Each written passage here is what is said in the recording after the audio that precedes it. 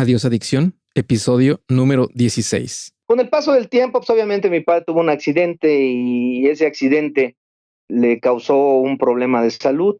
El médico le dijo que si quería seguir viviendo y sobreviviendo, tenía que dejar de beber, cosa que él no hizo, y falleció a la edad de 36 años. No quiso él luchar por su vida.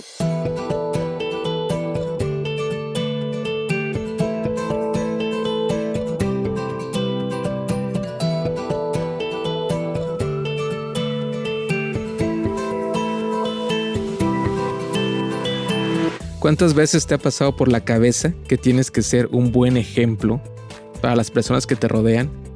Sobre todo cuando tienes niños pequeños, quizá incluso adolescentes, ya sea que dependan de ti o porque simple y sencillamente tienes que ser o quieres ser un buen ejemplo para ellos, ya sea porque eres papá, porque eres mamá, porque eres tío, porque eres tía, quizá porque eres abuelo o abuela. Siempre la intención de querer ser un buen ejemplo está quizá muy apegada a nuestra cultura. El intentar ser un buen ejemplo yo creo que nos identifica porque la familia forma una parte muy importante de nuestro día a día, de nuestra vida en general. Yo recuerdo cuando estaba creciendo, cuando era un niño, cuando era un adolescente, no había una imagen necesariamente que fuera un buen ejemplo para mí, refiriéndome principalmente y específicamente a mi padre.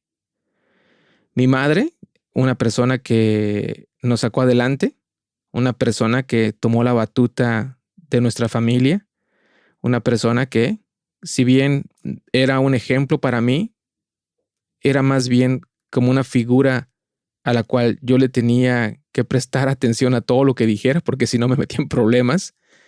Pero un ejemplo como varón, el que yo quería seguir, realmente era el de mi padre, y no lo tuve. Desafortunadamente también mi padre fue un alcohólico, y ahora que yo me enfrento a los retos del alcoholismo, me doy cuenta que para él seguramente fue muy difícil, porque también de hecho no solo era el alcoholismo, sino también tenía otra parte de su vida. En este caso me estoy refiriendo quizá a ser muy introvertido cuando no bebía. ¿Por qué te menciono esto? Porque los que venimos de una familia, los que procedemos de una familia donde hay un alcohólico, muy seguramente estaremos siempre diciéndonos que nosotros vamos a ser un buen ejemplo y que no vamos a ser, en mi caso como varón, como mi papá. Siempre recibí ese mensaje de mi madre. Tú no vas a ser como tu papá. Y funcionó por mucho tiempo. Esa idea se quedó implantada en mi cabeza por muchos años. Es por ello, yo creo, que de hecho empecé a beber hasta los 20 o 21 años, no recuerdo exactamente. Siempre fue batallar con esa idea de yo no voy a ser como mi papá. Y esa idea ha persistido en mi cabeza durante muchos años y en su momento tuve la oportunidad de practicar ese buen ejemplo porque soy afortunado de tener varios sobrinos a los cuales le he intentado predicar con un buen ejemplo, en ocasiones más difícil que en otras, pero siempre lo he intentado.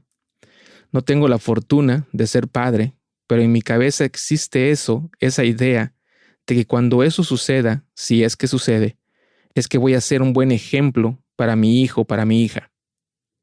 Pero es un temor también muy grande que ahorita al enfrentarme a mi alcoholismo, el saber que ese alcoholismo va a persistir por los años que vengan, me da mucho temor el pensar que quizá no sea capaz de ser un buen ejemplo para ellos.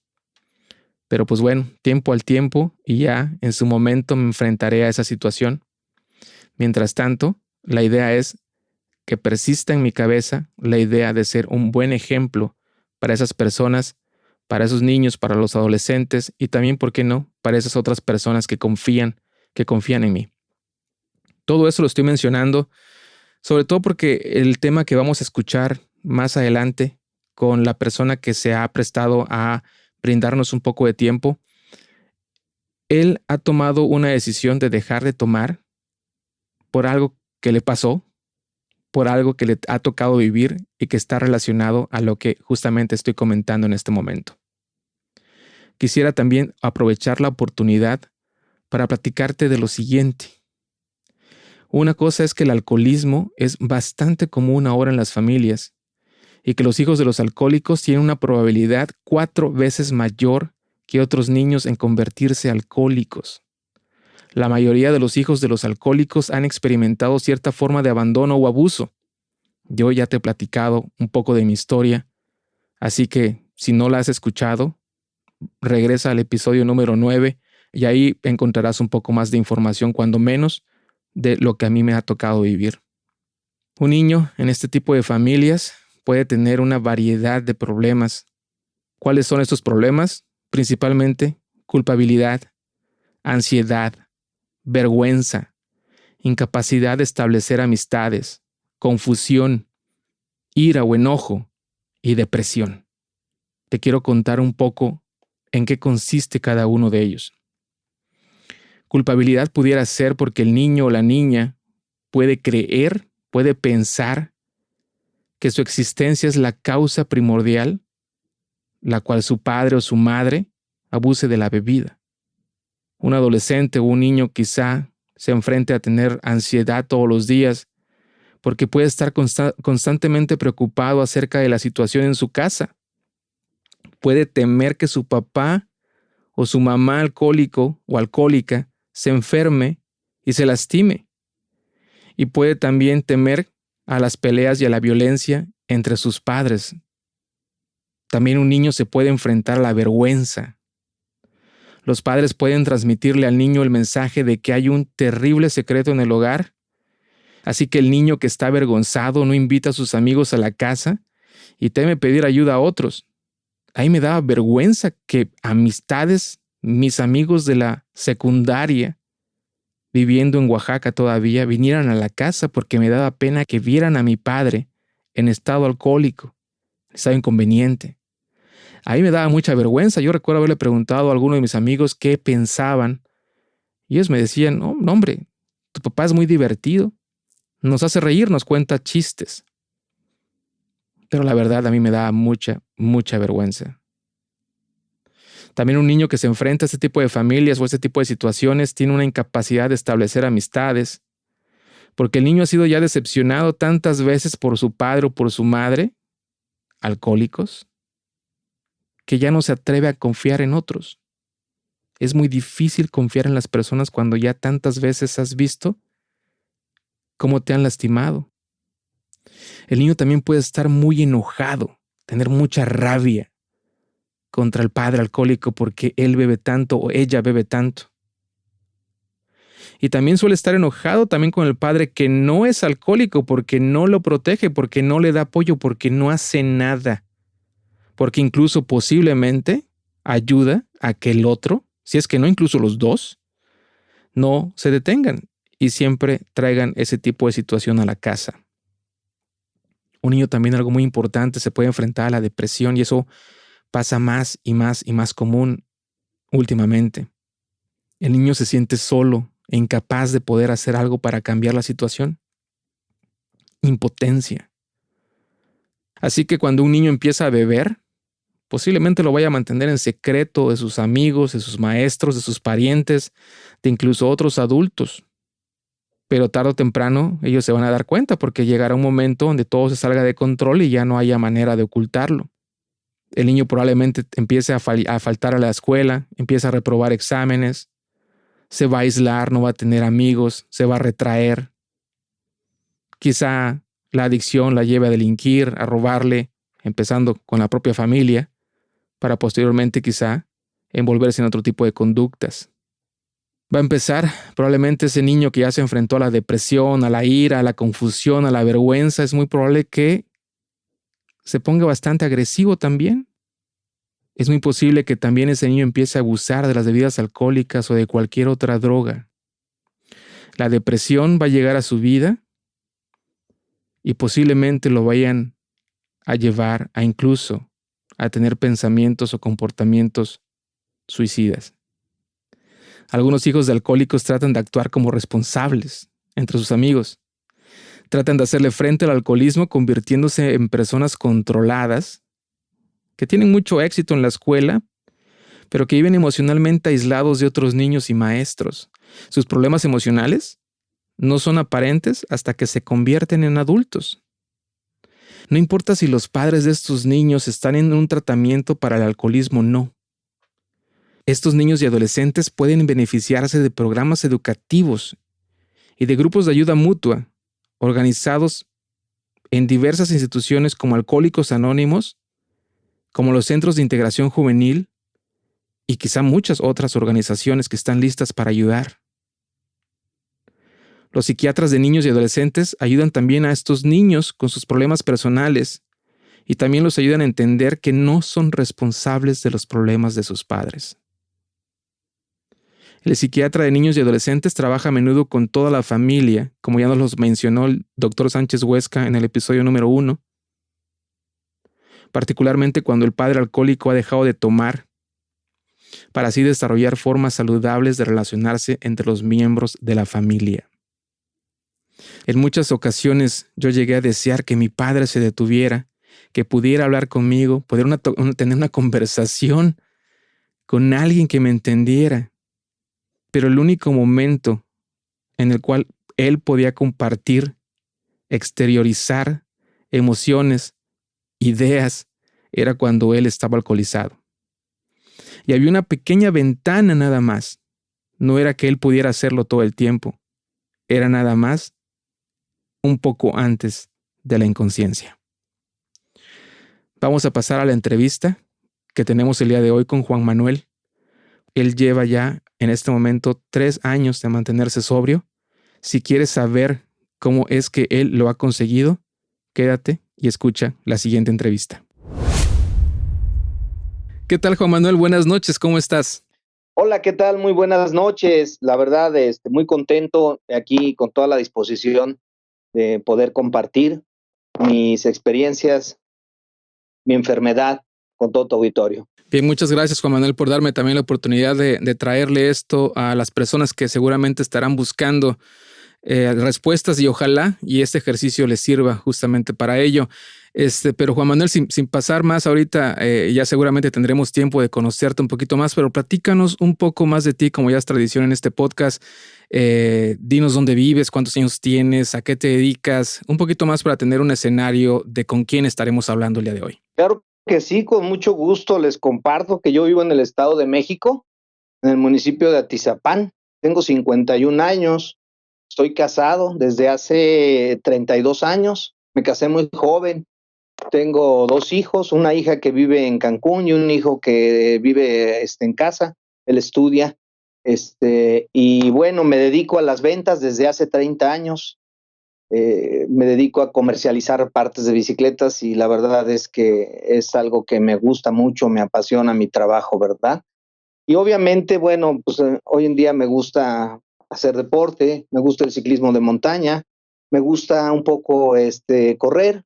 Antes me gustaba participar un poco en las carreras, eventos, ya lo hago menos porque ahora sí que los excesos pasan la factura y he tenido algunos problemas en tobillos y rodillas, pero eso no me quita el entusiasmo de seguirlo haciendo. Sí, que ojalá eso nunca se te quite, porque sí habemos unos como yo, de hecho, Juan Manuel, yo la mera verdad, las rodillas no se me han podido componer y soy un corredor frustrado en este caso. Ojalá y tú tarde o temprano te recuperes bien de eso, pero mientras tanto la bicicleta de montaña es difícil de practicar, Juan Manuel. ¿Es retador para ti hacerlo? Bueno, difícil al principio. Hace muchos años, recuerdo cuando compré mi primera bicicleta para irme al trabajo, en la primera subida me bajé, ¿no? Y era una pendiente pequeña. A base de práctica, pues hoy en día me encanta mucho, me apasiona. He participado en eventos se llaman medios maratones cuando son más de 32 kilómetros, 50 kilómetros. He participado en algunos de ellos y lo más que he hecho en ciclismo de montaña es un recorrido que se hace en San Luis Potosí, que sale de San Luis Potosí capital hacia Real de 14, que es un pueblito minero. Ese recorrido es de 3 días, son alrededor de 264 kilómetros. No es carrera, es cicloturismo y es una convivencia muy padre porque sale uno, va recorriendo, se puede acampar, van grupos con amigos y es una convivencia muy bonita, muy familiar. Qué bueno, fíjate, ahí está entonces para todos los interesados en practicar bicicleta de montaña y que se encuentren en México por ese lado del por el centro norte del país, que visiten San Luis Potosí, Real de 14 y sus maravillas naturales que hay por allá.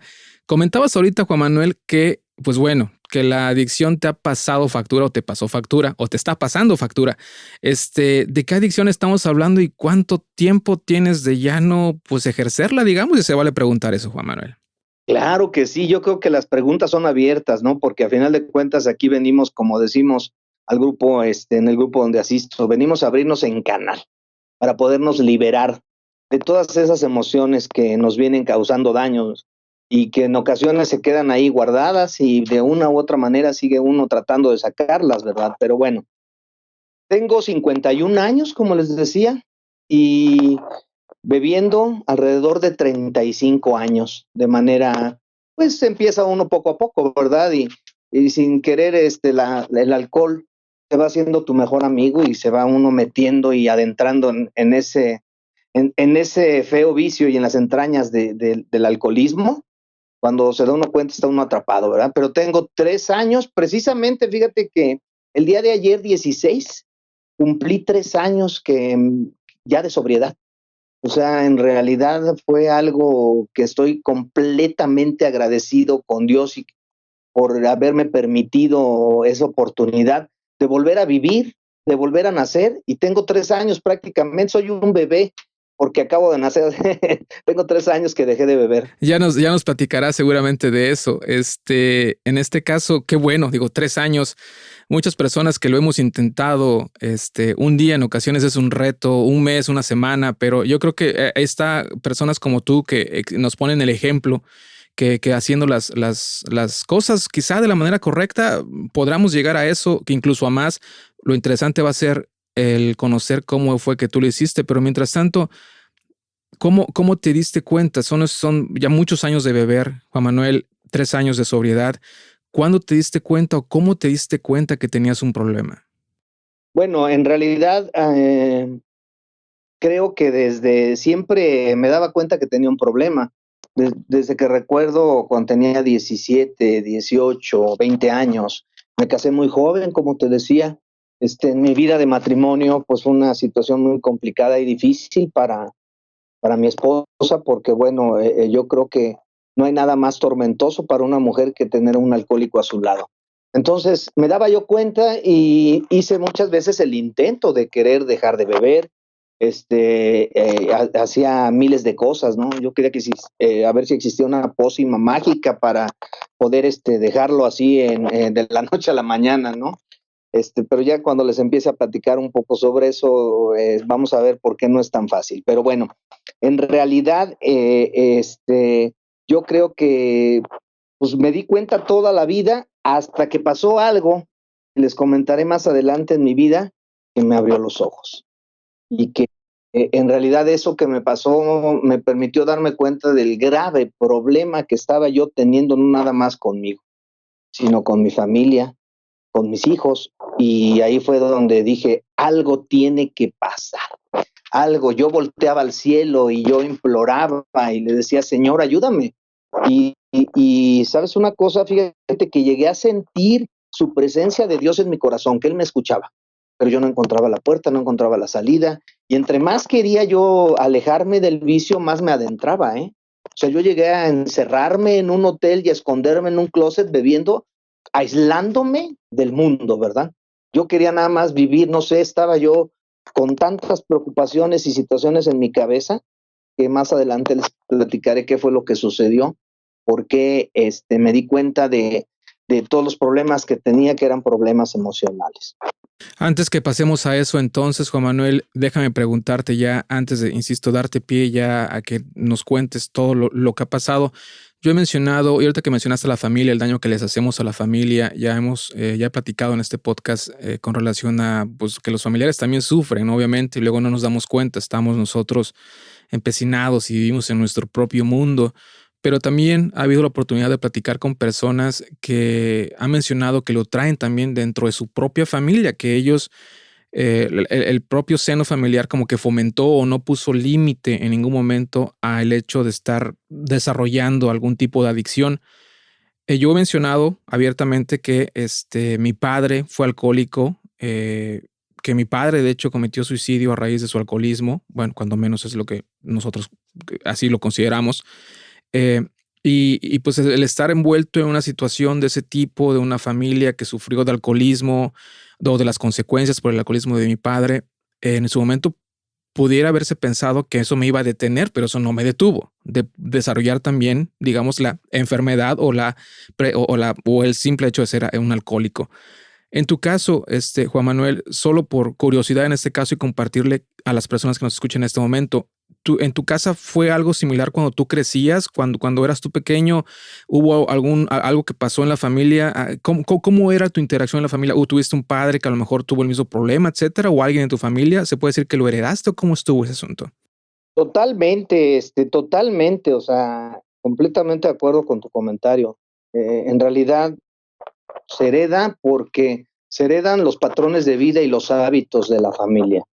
En mi caso, tanto en la familia de mi madre, de parte de mi madre como de mi padre era alcohólico, la familia de mi padre, todos en realidad beben, en la familia de mi madre a lo mejor no todos, pero yo creo que un 80% de ellos beben. Crecimos en un ambiente de alcoholismo donde asistíamos a las fiestas y para nosotros desde niños era normal ver cómo tomaban hombres, mujeres, inclusive adolescentes, los abuelos.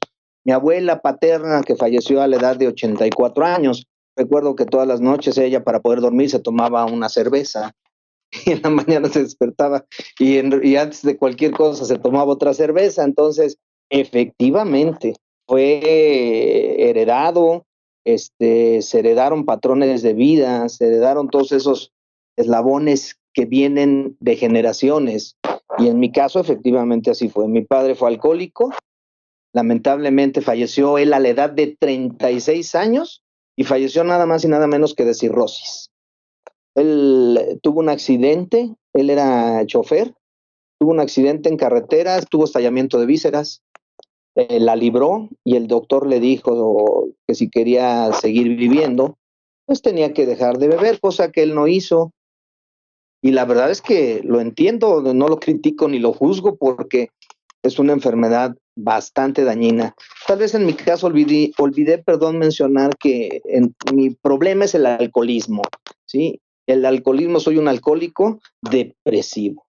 Así es que, bueno, no tuve algunos acercamientos con drogas, pero nunca me llamaron la atención. Perfecto, Juan Manuel. En este caso sí queda claro entonces el hecho de reconocer que en ocasiones lo heredamos, como comenta, los patrones, y en ocasiones también nos queda claro que por más que lo intentemos, el juzgar a otro adicto es sin razón. Honestamente, no tendremos por qué hacerlo, y creo que la comunidad que se ha generado en esta ocasión aquí en este programa es de entendimiento y de comprender que vaya, nosotros al sufrir de algún tipo de enfermedad o de algún tipo de adicción, obviamente, no es que nosotros querramos cambiar o que no podamos cambiar o que no querramos cambiar. Simplemente no podemos cambiar y necesitamos entender que requerirá de mucha educación, probablemente esfuerzo, continuidad, asesoría y algunas otras cosas que seguramente aprenderemos el día de hoy. Juan Manuel, te agradezco mucho, insisto nuevamente, el tiempo y el que nos estés dando esta oportunidad de conocerte un poco más y de conocer tu experiencia. Así que ahora sí,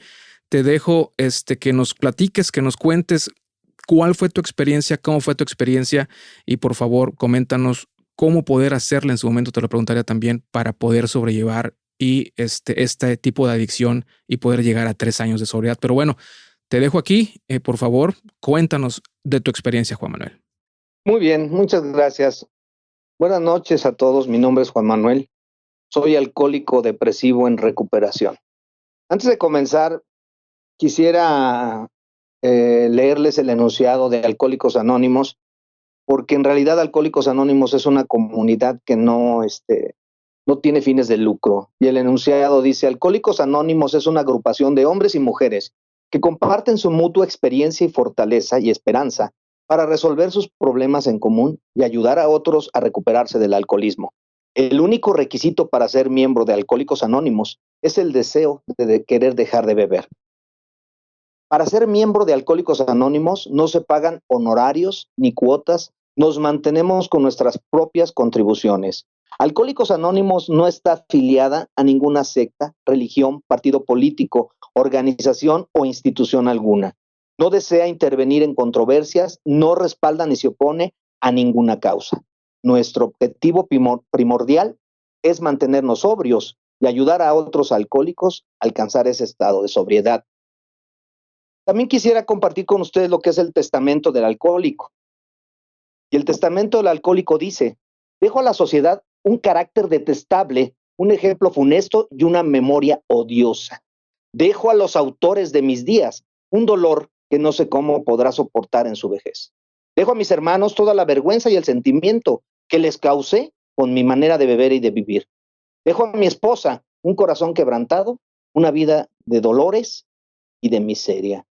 Dejo a cada uno de mis hijos pobreza, ignorancia, embrutecimiento y el triste recuerdo de que su padre murió víctima de la embriaguez. Ese es un autor anónimo. Y bueno, después de esto paso a compartir con ustedes mis experiencias. Juan Manuel González inició a beber pues de muy temprana edad. Como yo les comentaba, para mí desde niño recuerdo desde los 6, 8, 10 años que compartíamos fiestas con la familia, pues siempre estaba el alcohol, ¿no? La cerveza, el licor, cuando íbamos con los compadres, con los tíos, los primos. Vengo de una familia tanto paterna como materna que son alcohólicos. También mi padre fue alcohólico. Mi padre falleció a la edad de 36 años, como les comentaba. Pero pues aparte de alcohólico, mi padre maltrataba a mi mamá, la golpeaba, le pasaba a las mujeres enfrente de la casa. Y esta situación orilló a mi madre a dejarlo cuando yo tenía 2 meses. Y aquí quiero hacer una pausa porque en realidad esto es algo que me he ido descubriendo y dado cuenta y ha sido doloroso. Y hoy, antes cuando lo platicaba lloraba, ¿no? Ya lo superé. Pero en realidad, pues yo no fui concebido en un ambiente de amor. Y el otro día me preguntaba que de toda la humanidad o en este país donde vivimos, México, del entorno, que yo iba entrando por una calzada que se llama Ignacio Zaragoza, que a la hora pico estaba repleto de gente, repleto de autos. Decía, ¿cuántos de todas estas personas, cientos y miles de gentes que puedo ver, fueron concebidos en un núcleo de amor? ¿Fueron deseados? ¿Y cuántos fueron concebidos por instinto? La verdad me hice esa pregunta porque me acordé de mí y de los abusos que mi madre sufrió. Tengo una hermana que es mayor que yo. Yo soy el segundo de la familia. Mi madre dejó a mi padre cuando yo tenía 2 meses. Y lo dejó porque se cansó de esa vida de, de maltratos, vejaciones, abusos, golpes. Y mi madre optó por dejarlo. Nosotros somos de Morelia, Michoacán, y se vino a la capital a vivir con unos hermanos con el apoyo de su padre. Cuando ella llega aquí, pues obviamente, pues abrirse paso con 2 hijos, ¿verdad? Hermana mayor y un servidor. Crecimos en un ambiente con la familia de mi madre, pero mi madre nunca nos prohibió que visitáramos a mi padre ni a la familia de mi padre. Los vagos recuerdos que tengo yo de mi padre cuando lo íbamos a visitar a Morelia, pues siempre lo veía con una copa en la mano o con una botella. Recuerdo que una vez me llevó a una cantina con él, tendría yo escasos 4 o 5 años. Y entre las mujeres que estaban ahí en esa cantina, que me acariciaban el pelo, mi papá se llamaba Rodolfo y le decían Sabino. Y le decían, Sabino, ¿y este niño tan bonito quién es? Dice, pues es mi hijo. Dice, no, no te creemos, Sabino, ¿por qué no dejas de tomar? Mira nada más qué bonito niño. Pero bueno, son recuerdos que llegan a mi mente. Recuerdo cuando sucedió esa situación, ¿no? Con el paso del tiempo, pues obviamente mi padre tuvo un accidente y ese accidente le causó un problema de salud. El médico le dijo que si quería seguir viviendo y sobreviviendo, tenía que dejar de beber, cosa que él no hizo, y falleció a la edad de 36 años de cirrosis hepática, lamentablemente. No quiso él luchar por su vida, no soy nadie para juzgarlo, no soy nadie para, pues, maldecirlo ni criticarlo por lo que él hizo, ¿verdad? En mi caso, bueno, pues seguí creciendo adolescente con mi madre que volvió a rehacer su vida con otra persona. Tuvo tuvo dos hijas más, tengo dos hermanas más. Para mí no son medias hermanas, son mis hermanas, yo las quiero, las amo como si fuéramos hermanos de sangre, ¿verdad? Dos hermanas más pequeñas que yo. Yo creo que, pues mi madre buscando rehacer su vida y pues lamentablemente no le fue bien porque pues, la persona con la cual rehizo su vida falleció. Pero esta persona recuerdo que también bebía, aunque nunca tuve ningún maltrato de esta persona. O sea, yo no recuerdo que me haya golpeado, que me haya regañado o algo así. No, la verdad no, a pesar de que él bebía y convivíamos con esta persona y sus amigos en un ambiente de bebidas, alcohólicos, bailes, ¿verdad? La verdad es que mi madre tuvo que abrirse paso y seguir trabajando, buscando la manera de llevar el sustento a la casa con cuatro hijos. Fue difícil porque, pues obviamente, yo empecé a crecer en un ambiente, en una personalidad ingobernable. ¿Por qué ingobernable? Porque desde los 8, 9 años, pues tuve que empezar a trabajar. Y tuve que empezar a trabajar vendiendo periódicos, vendía chicles, cantaba en los camiones, lavaba carros, trabajé de albañil, zapatero, pues tuve muchos oficios, ¿no? Desde los 9, 10 años, perdí 2 años de escuela en la primaria precisamente por trabajar y ayudar a mi madre al sustento. Mi hermana también trabajaba, nos íbamos juntos a vender periódicos. Me acuerdo que vendíamos el periódico ahí en las calles de Molière y Ejército Nacional. En ese tiempo se vendía mucho el Ovaciones de la Noche y el Sol de Mediodía. Y la verdad es que, pues, crecí en un ambiente porque a partir de ahí, cuando yo empiezo a trabajar, empecé a tener amigos mayores que yo. ¿Qué había en ese ambiente mayores que yo? Pues era gente maleada. Muchos de esos amigos que yo tenía venían de familias disfuncionales, venían de familias donde los maltrataban. Eran hijos que si ellos llegaban, no llegaban, se bañaban, no se bañaban, no le interesaba, ¿no? Y recuerdo mucho que viviendo en San Lucas de Petlacal con una ocasión, con estos amigos de los periódicos, llegamos a rentar unas bicicletas y ellos se fueron con las bicicletas. Yo fui a entregar mi bicicleta y el señor ese casi me quería golpear porque las bicicletas, los otros amigos se desaparecieron con ellas, se las robaron. Y pues bueno, lamentablemente tuve una situación muy complicada ahí que pude salir avante de ella, ¿verdad? Pero siempre ayudando a mi madre. Me acuerdo que también mi madre estuvimos de conserjes en una escuela, ayudábamos a barrer los salones, lavar los baños. Mi vida ingobernable empezaba a marcar ya una línea sobre qué quería hacer, o sea, cómo me quería comportar. No quería que nadie me dijera nada. Y tampoco no existía la figura paterna ahí en mi familia que me dijera, cala por acá, hazle de esta manera, viejo, eso no está bien. Pero bueno, así era la vida y yo recuerdo que tuve una infancia, a pesar de todas las carencias y todo, muy feliz. Viví muy contento, tenía amigos que me regalaban ropa, me regalaban tenis.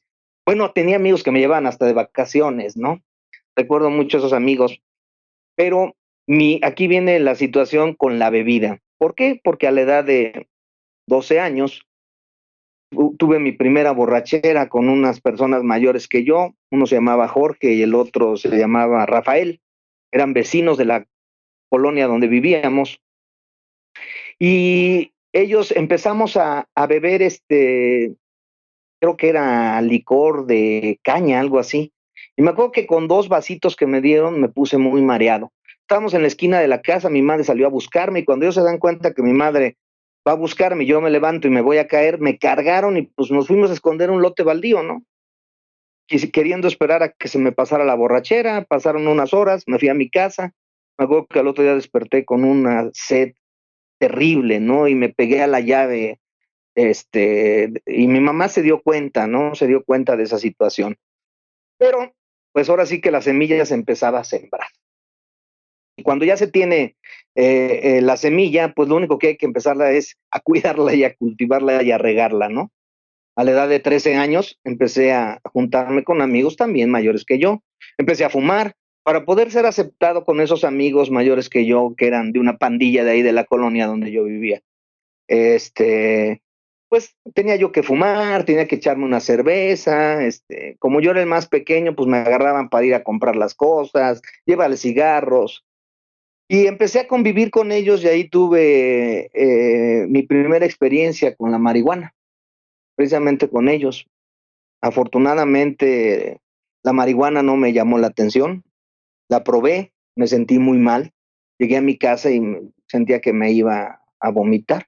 Pero esa fue una vez. La segunda experiencia que tuve fue en Morelia con un primo que pues ya era, él era un año mayor que yo, en ese tiempo yo ya tendría como 12, 13 años, y ese primo pues tendría como 15. Nos fumamos un cigarro de marihuana, pues yo me sentí muy mal.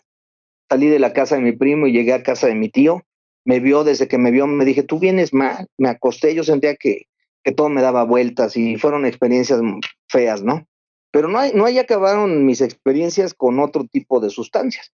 Porque a la edad de 13 años me fui de mi casa con otros amigos, nos fuimos a vivir aparte, ¿no? Ya nos sentíamos muy hombrecitos, muy valientes, no queríamos hacer lo que se nos diera la gana y salimos un grupo como de 6 amigos. Nos fuimos de aventura a querer experimentar en la vida. Todos andábamos entre los 13 y los 15, 16 años. Y la verdad es que esa situación me llevó a mí a querer entender que, pues, sí era algo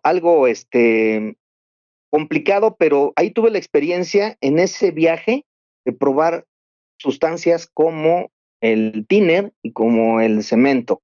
Este, pero bueno, la verdad es que también fue una experiencia agradable porque supe lo que eran las alucinaciones. Yo recuerdo que me sentía distanciado de mi vida, de mi mundo, de lo que estaba aconteciendo. Y uno de los compañeros que iba se empezó a poner muy mal. Le quiso dar como un infarto por todo el exceso de porquería que estábamos inhalando. Y yo me asusté tanto que entré en sobriedad en ese momento y yo empecé a tirar todo lo que tenía a mi alrededor, ¿no? Y agarramos, cuando se le pasó el momento a esta persona, que por cierto ya falleció, este amigo, a causa de las adicciones, muy joven.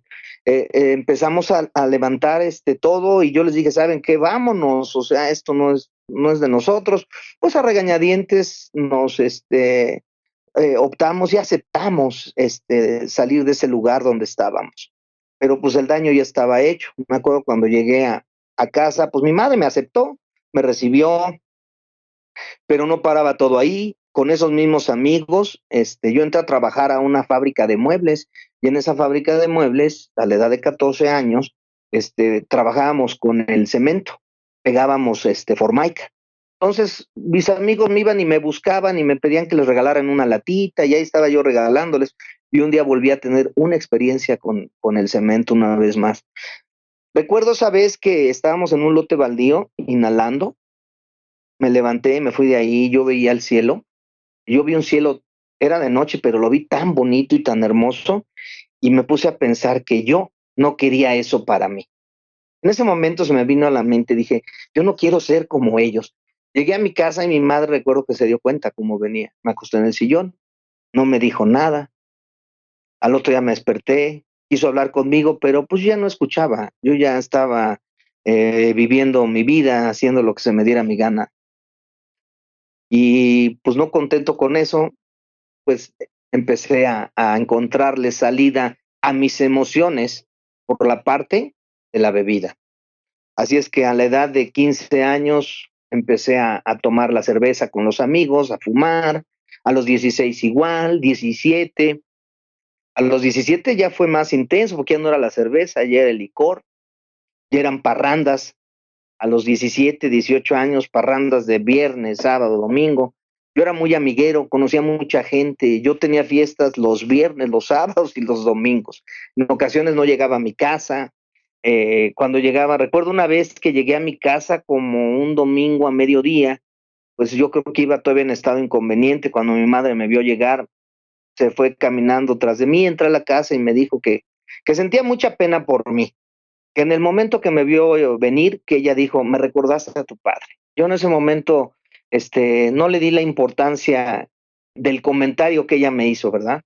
Pero eso de que me digan, me recordaste a mi padre, híjole, pues fue algo muy doloroso para ella, porque ella no tenía muy buenos recuerdos de mi padre. Y yo creo que una de sus preocupaciones era decir, ¿qué hago? No, este muchacho se me está saliendo de control. Y la verdad es que empezaron a vivirse situaciones en mi vida porque, bueno, ella, mi mamá, a causa de su trabajo y situaciones que una casa que nos prestaban y tuvimos que salir de ahí, entregarla, pues me dejó viviendo con una señora y ella se fue a vivir a un taller de costura que tenía. Y recuerdo que con esa señora, pues obviamente trabajaba, iba a la escuela. La señora Severiana me trataba muy, muy bien. Tenía dos hijos, donde los hijos, bueno, pues uno era de mi edad y el otro era mayor, pero en realidad, pues yo me sentía a gusto. Creo que fue el momento en el que más sobrio estuve cuando trabajaba con ella, porque me paraba muy temprano. Tenía un restaurante, la señora, me iba a trabajar con ella al restaurante. Iba yo en quinto de primaria, recuerdo. Me iba al restaurante, trabajábamos, me iba a la escuela, regresaba, me pagaba, le ayudaba a hacer el quehacer, y quinto y sexto así fue, hasta que entré en la secundaria y obviamente fue a ser más, empecé a llevar una vida más desordenada, ¿verdad? 18, 19 años, a los 19 años me casé con mi esposa y pues en realidad yo pensaba que el hecho de casarme me iba a hacer ver la vida diferente en mi mente, ¿no? En mi imaginación. Bueno, antes quiero acordarme también en una ocasión, una de las borracheras, antes de casarme, estaba yo sentado con mis amigos y recuerdo que se me vino a la mente mi padre y lo primero que pensé, dije, yo no voy a ser como él, yo no quiero ser como él. Ese pensamiento se me quedó tan grabado que bueno, yo luchaba internamente conmigo mismo por no ser como él. Yo luchaba conmigo por no llevar ese mismo camino, por no dejar hijos, por no maltratarlos, por no pegarle a mi esposa. Pero muchas veces no matamos ilusiones, ¿sí? Golpeamos, herimos, muchas veces, a lo mejor sin poner una mano encima. Y así fue como pasó cuando me casé con mi esposa. De hecho, cuando me caso, el día que mi hija nace, en lugar de ir a ver en qué podía apoyar a mi esposa, me fui con los amigos a celebrar que ya era papá y que tenía una niña que, pues lamentablemente me di cuenta que yo quería un niño, ¿no? Y yo la veía y decía, híjole, pues sí, sí la quiero mucho, es mi hija. Antes de tenerla en mis brazos y que empezara a crecer, porque la verdad es que hoy en día esta niña, o sea, que ya tiene 30 años, es mi adoración. Perdón si se me salen las lágrimas, ¿eh? En realidad, sí, sí, sí, esa niña me cambió la vida. Y pues bueno, me caso y sigo yo en mi vida ingobernable. Empecé yo a querer viajar, porque el trabajo donde estaba, pues me dieron la oportunidad de vendedor. Tenía yo 21 años y empecé a viajar.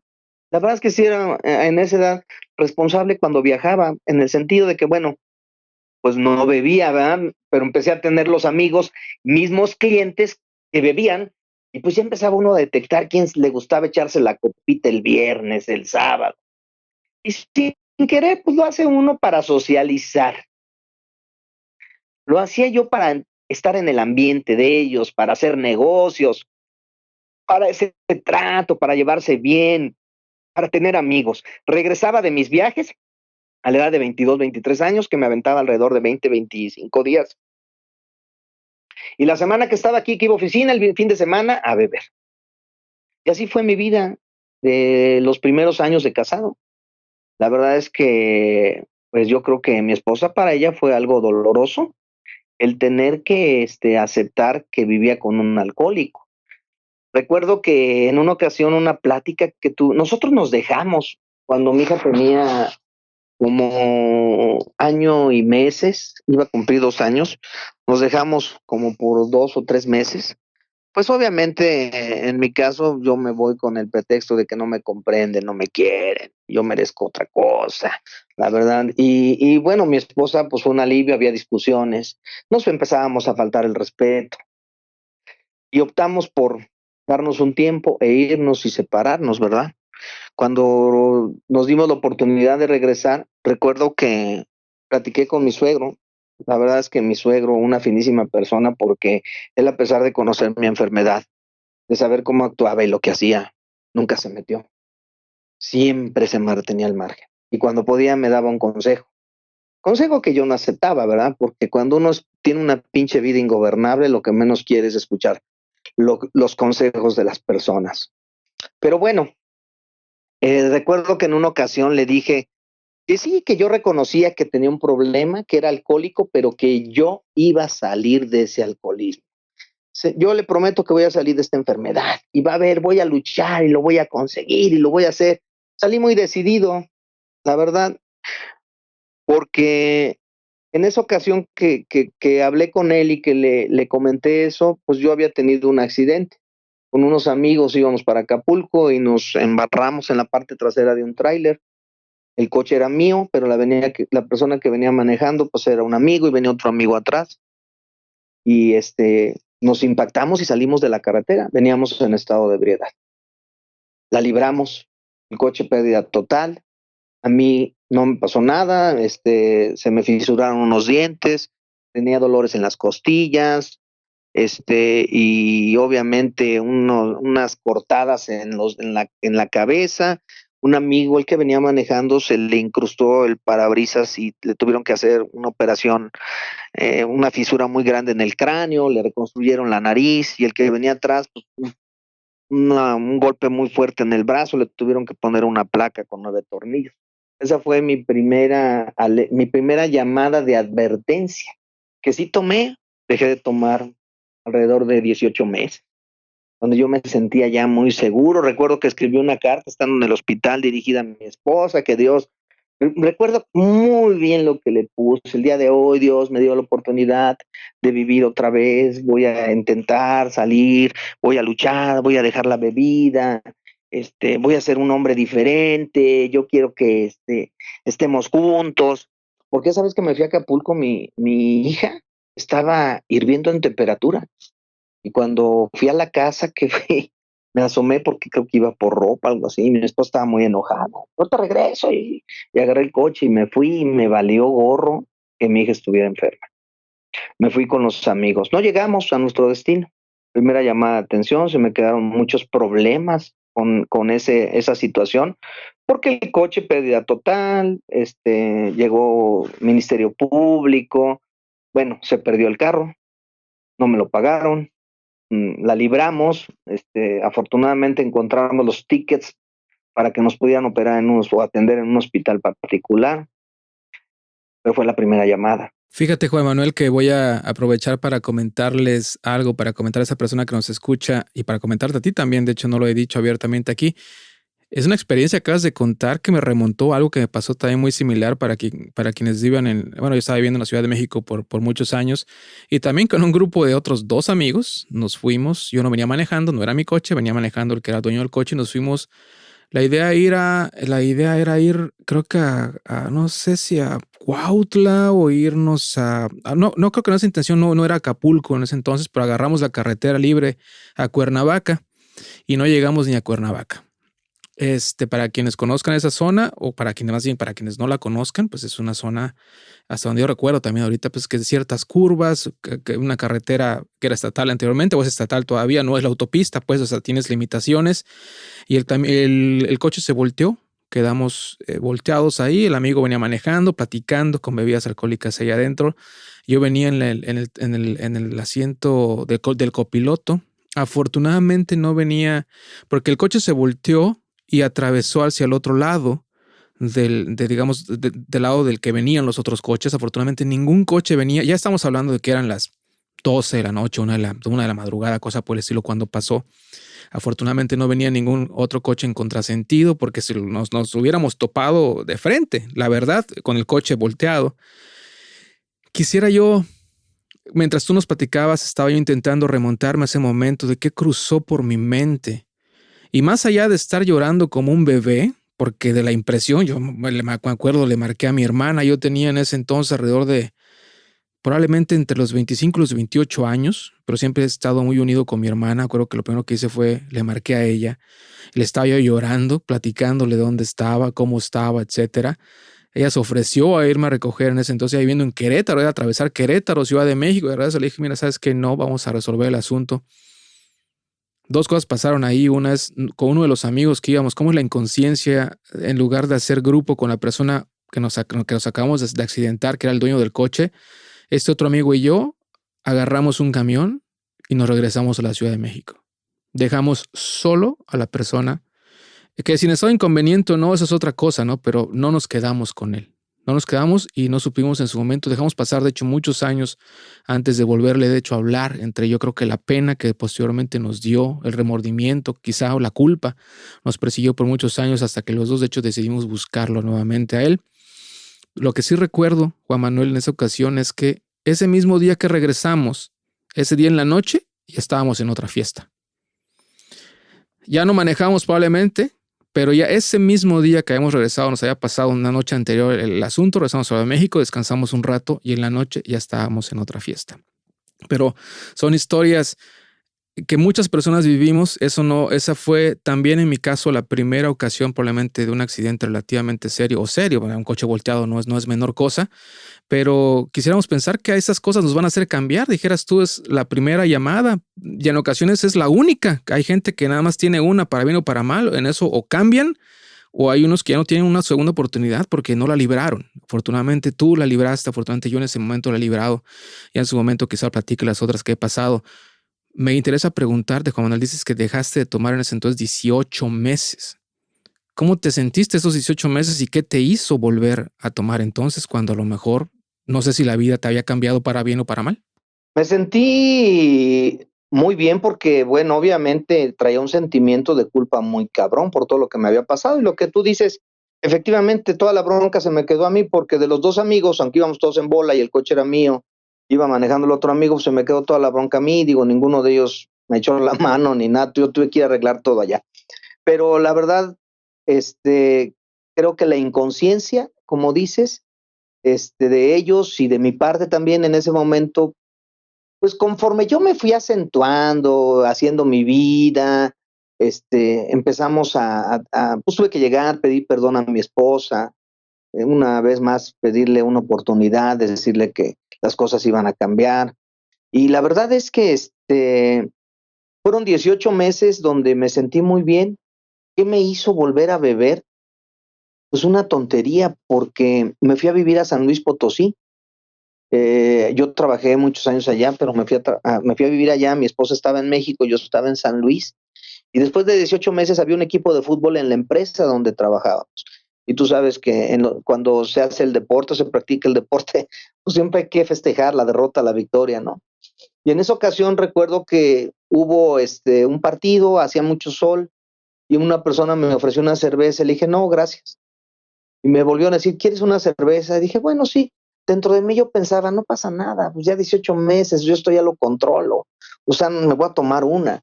Y efectivamente me tomé mi cerveza, me tomé la segunda, la tercera, la cuarta, la quinta y hasta ahí. Sexta tal vez. Me fui y yo muy sobrio, muy contento porque pues no había caído. Pero eso fue el inicio, porque después ya me invitaban el fin de semana y me tomaba 2, 3 cervezas. ¿Qué tiempo pasaría en que dejé yo se me olvidó todo lo que había vivido y había pasado? Yo creo que no pasaron ni 2 meses. Mi esposa, me regreso a vivir a México, porque obviamente ya no se acopló allá, rentamos un departamento y todo, ya no se acopló a vivir allá. Me regreso a México y entre ese periodo de que estuve, bueno, mi experiencia con el alcoholismo, pues varias veces dejé de beber, pero era temporal. Y normalmente cuando dejaba de beber era porque había hecho alguna pendejada, no porque en realidad yo quisiera sentirme bien, y ahora sí voy a dejar de beber. No, no, y dejaba de beber, pues tuve juramentos, iba yo a jurar, y algunos los rompí. Hacía promesas conmigo mismo de no beber un mes.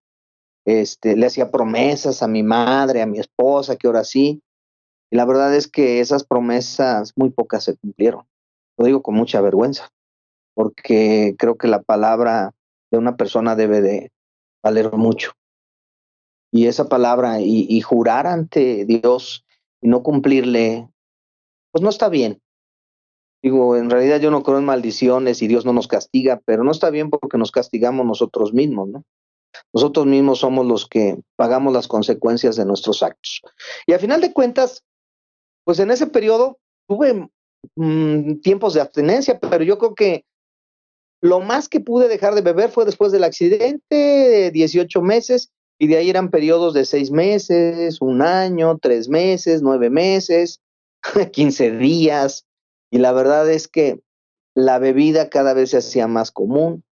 En los trabajos que tenía, yo soy vendedor y toda la vida, pues ese es mi oficio y mi profesión. Y es muy común que el vendedor beba entre vendedores, colegas, clientes, y la verdad, pues me fui adentrando y me fui identificando los clientes que bebían, los clientes que no. La verdad es que ya llegó un momento en que no me interesaba si era lunes, martes, miércoles, jueves, viernes. Yo bebía, me echaba mis tragos y iba a dormir y me levantaba al otro día y trabajaba. Y si el cliente con quien llegaba me invitaba una cerveza, me la tomaba. Entonces, sin querer me fui metiendo en ese túnel del alcoholismo. Y ahí voy, pasaron años y allí iba, dejaba de tomar. Sí hubo situaciones muy complicadas en ese tiempo, pero situaciones complicadas de que llegaba a mi casa y me despertaba y decía, ¿quién me trajo? Mi coche. Eso de despertarse y despertar exaltado y asustado sobre qué pudo haber pasado. Y con todo ese pinche miedo y temor me asomaba por la ventana a ver si estaba el carro. El carro ahí estaba. Me tocaba y estaba completo. Buscaba mi cartera y ahí estaba. Y decía, bueno, híjole, la libré, pero la libré y nada más en lo que me hablaba alguien, oye, estamos acá, vente a curártela y ya me iba para allá. Y lo que tú decías hace un rato de que se fueron después del accidente a una fiesta, bueno, me identifico con ello porque después de estas situaciones vividas y que me hablaban y que, oye, vente, ¿cómo amaneciste? Vente a curártela, ya iba para allá. La pinche inconsciencia y responsabilidad de mi parte de decir, no, cabrón, no sé cómo llegué, ja, ja, ja, ja.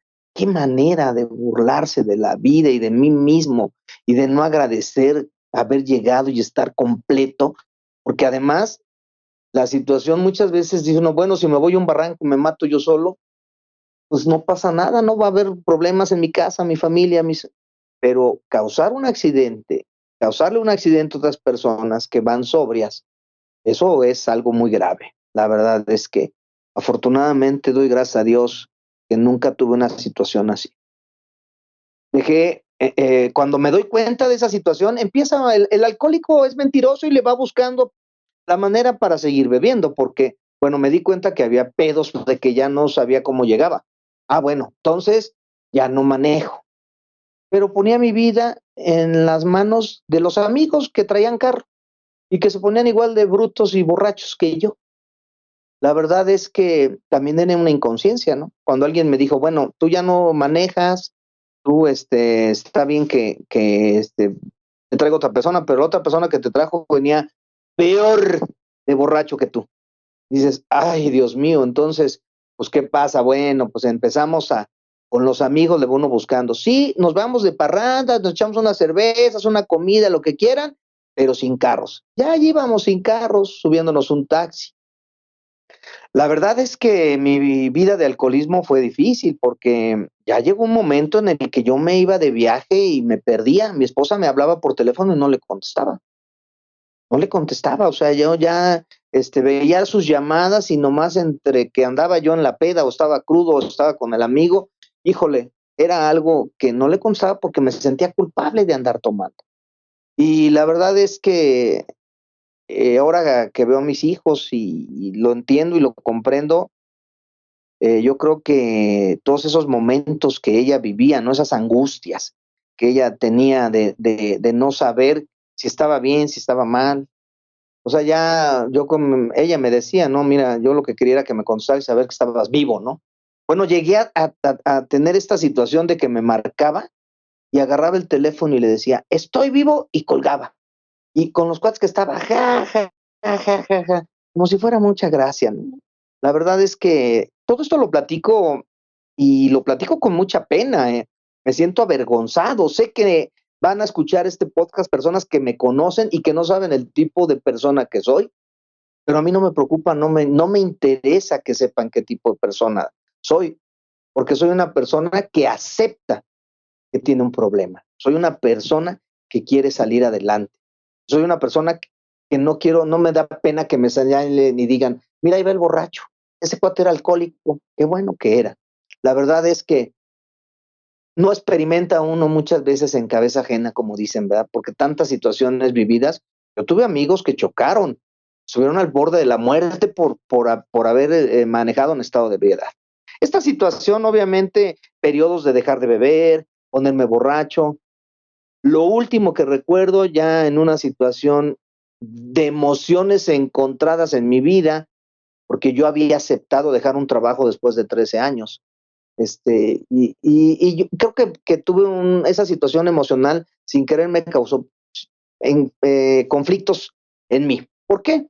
Porque después de 13 años yo renuncié a una empresa.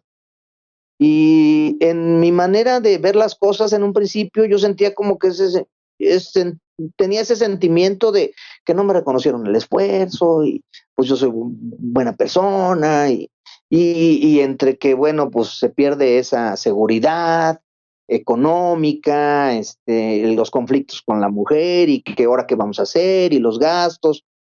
Pues la verdad es que a mí nunca se me han cerrado las puertas y yo le decía, no te preocupes, vamos a ver cómo salimos y a final de cuentas empecé a tocar puertas, conozco mucha gente que en realidad agradezco que me hayan dado la oportunidad de trabajar con ellos. Pero en esa situación yo empecé a meterme al alcoholismo, pero ya yo solo. Ya no era con amigos, yo ya no necesitaba amigos. Yo me iba de viaje y si de repente yo mismo me programaba para estar el fin de semana en el viaje sin hacer nada.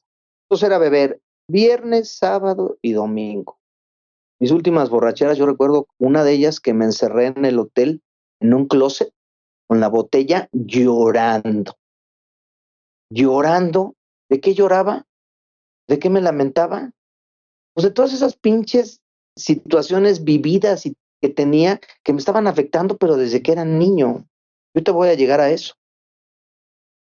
Llorando, ahí me quedé dormido, me desperté encerrado en un closet, queriéndome esconder del mundo, de la vida, queriendo que nadie supiera de mí. O sea, de repente me llegué a sentir, llegaron a pasar por mi mente situaciones de suicidio, ¿eh? Yo llegué a pensar en que estaba yo, mi vida estaba atrofiada. O sea, no, porque mi manera de beber también ya me causaba, aparte de conflictos emocionales, yo también sentía que estaba yo ya en caída libre. Yo ya no podía dejar de beber, o sea, ya no, ya para mí la bebida era algo primordial. Me acuerdo que en ese viaje me empezaron a salir unas ronchas en las piernas. Fui al médico y me dijo, ten cuidado, dice, porque son avisos de un infarto, ¿no? Pero el alcohólico le vale madre, no le interesa. Y sí dejé de tomar, creo que como 8, 15 días. ¿Qué me hizo? Yo reconocía que tenía un problema. Yo sabía que estaba en caída libre, yo sabía que no podía salir, que no podía detenerme, no encontraba la puerta, no encontraba la salida. ¿Qué tenía que hacer? Ese día que me encerré en el hotel, cuando me quedé viernes, sábado, domingo, el lunes que me metí a bañar, llorando a la hora de estarme bañando, yo decía, Dios, dime cómo, a dónde, con quién. La verdad es que sentía su compasión y su misericordia. Y en realidad no sabía cómo hacerlo. Me sentía mal conmigo mismo, con mi familia, con mi trabajo, con la gente que me conocía. Sentía que como persona ya no valía nada. Pero bueno, ya empezaba, la conciencia había despertado. Y ese es el primer paso del alcohólico. Que la conciencia despierte y se empiece a dar cuenta de cuál es ese problema para poder salir. Recuerdo que regresé de ese viaje y nos invitaron a convivir unos amigos con los que normalmente nos frecuentamos en familia, porque mis borracheras, ya aparte de hacerlas solo, pues ya las hacía también aquí en mi familia, ¿no? Nos íbamos a una fiesta y yo ya no llenaba, y llegaba a mi casa y me llenaba el refrigerador de cervezas y ahí me quedaba en el sillón hasta que completaba y ahí me quedaba a dormir. Pero bueno, en esa ocasión, cuando nos invitan a una reunión que fue en el mes de septiembre, pues la convivencia, del grito, los amigos, el brindis, pum, pum, pum. A las 3 de la mañana, mi esposa, ya vámonos, agarramos las cosas, nos salimos. Yo la verdad es que mi esposa no toma, ella no le gusta. Entonces, desde que llegamos a las reuniones, yo le daba las llaves del coche, nunca me puse necio de que yo manejo, yo me lo llevo, no. Ya era borracho consciente, decía yo. Pero bueno, manejamos, llegamos a la casa, yo me metí. La verdad es que cuando venía yo tomado, yo me quedaba en la sala y me acostaba, porque decía mi esposa que no la dejaba dormir con mis ronquidos, y yo solito ya me programaba para quedarme en otro lado. Al otro día recuerdo que me quedé en la sala, me desperté en la mañana, fui al baño, me metí a la recámara, y mi esposa lo que me dice, recuerdo muy bien, que me dijo: ¿viste lo que pasó anoche? Y el alcohólico, cuando le dicen eso, pasan 18,340 pensamientos por su mente. Y como el alcohólico ya se sabe y se conoce sobre todas las atrocidades que puede cometer, lo primero es que dice: me mié, ¿qué hice? ¿Qué rompí? O sea, muchas cosas por mi mente. Y recuerdo que sin verla a la cara le dije: no, ¿no te diste cuenta? No. ¿Qué hice? O sea, yo ya entré esa pinche ansiedad de saber, bueno, pues ya dímelo, ¿no? O sea, ¿qué fue lo que cometí? Y me dijo, tu hijo venía igual que tú. En ese tiempo mi hijo hoy tiene 20 años, tenía 17 años. Venía igual que tú, ¿no te diste cuenta? Tienes que hablar con él y tienes que decirle cómo es posible. Vamos a cuando vayamos a una fiesta, yo no voy a venir con un borracho, ahora voy a venir con dos. En ese momento pasaron muchas cosas por mi mente. La conciencia ya había despertado y dije, ¿qué ejemplo le estoy dando?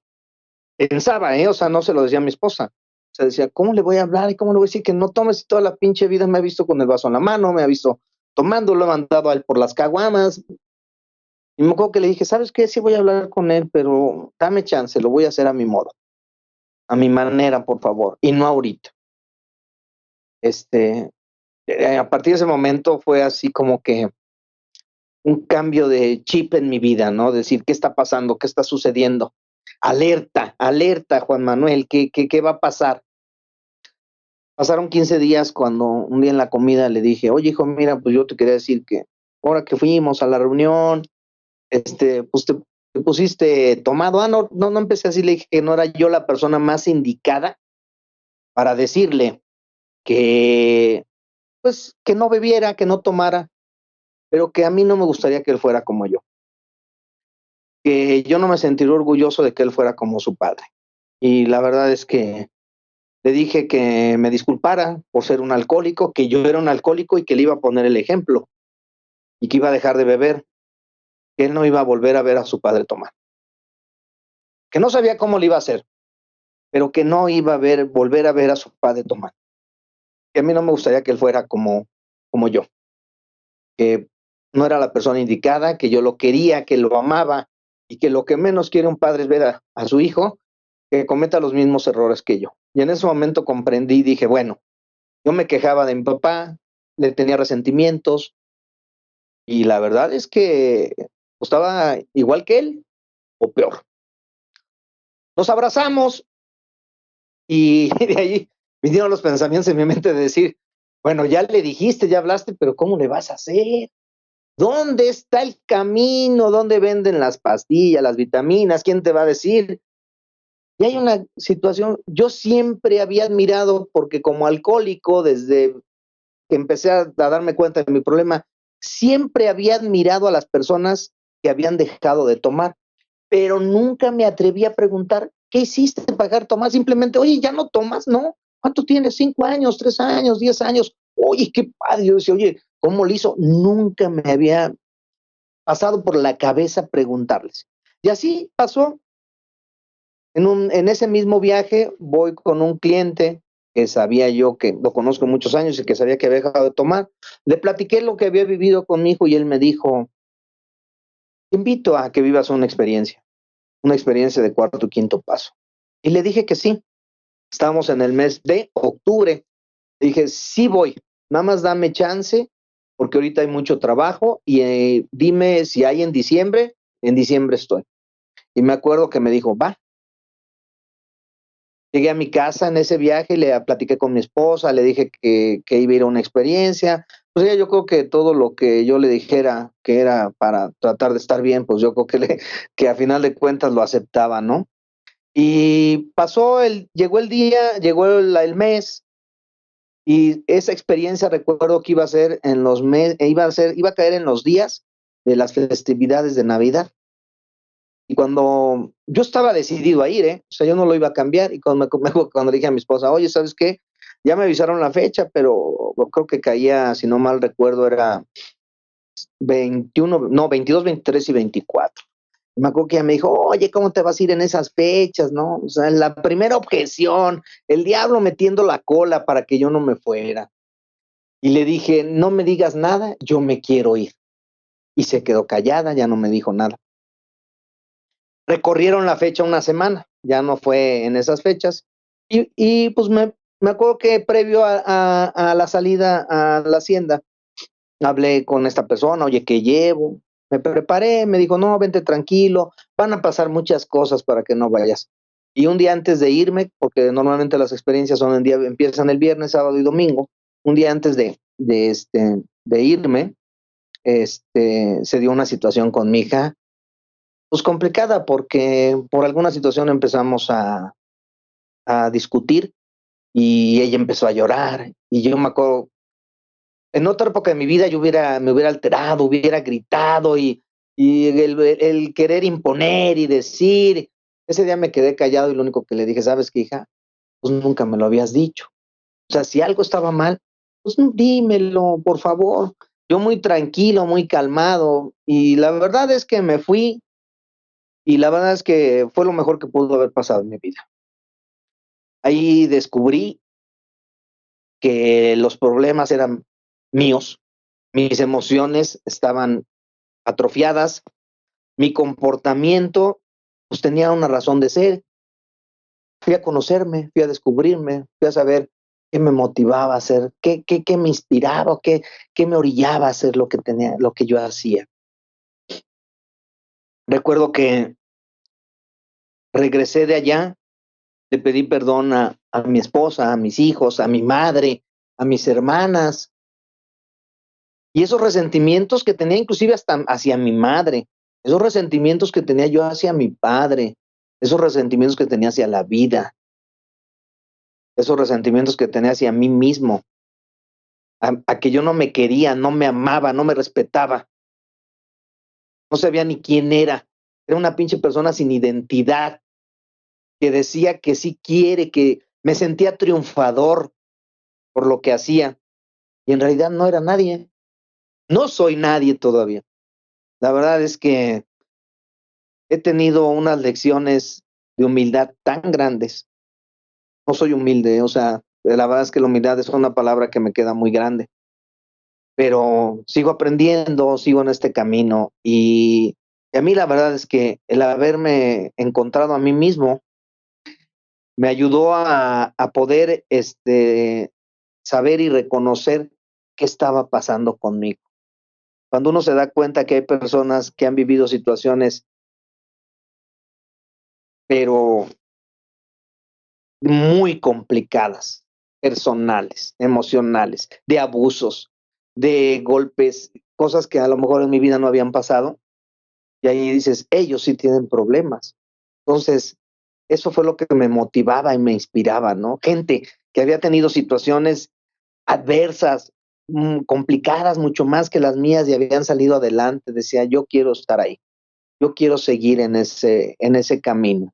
La verdad es que cuando me encontré, cuando me di cuenta de todo lo que había vivido, cuando pude tener esas vivencias y esa experiencia tan bonita, empezó a cambiar mi vida. Y sigo en ese proceso. O sea, en realidad el alcohólico nunca termina de cambiar. Veo las cosas diferentes. Hoy en día trato de ver las cosas con humildad.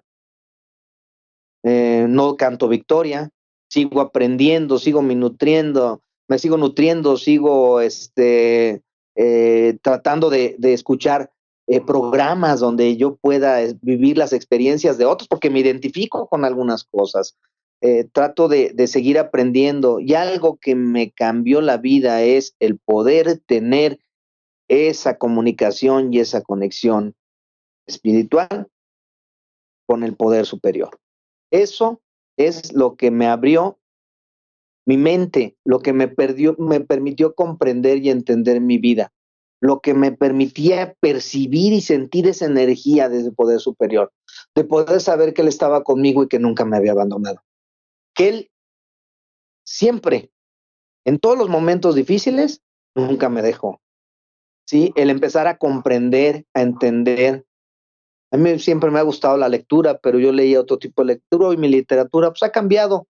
Trato de leer un poco la Biblia, trato de aprender de la literatura de los alcohólicos anónimos. Existe un programa de los 12 pasos.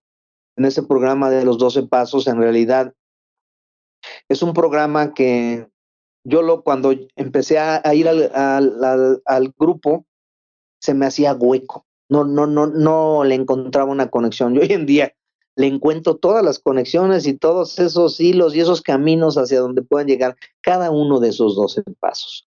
La verdad es que es algo que me permitió abrir los ojos, abrir mi mente.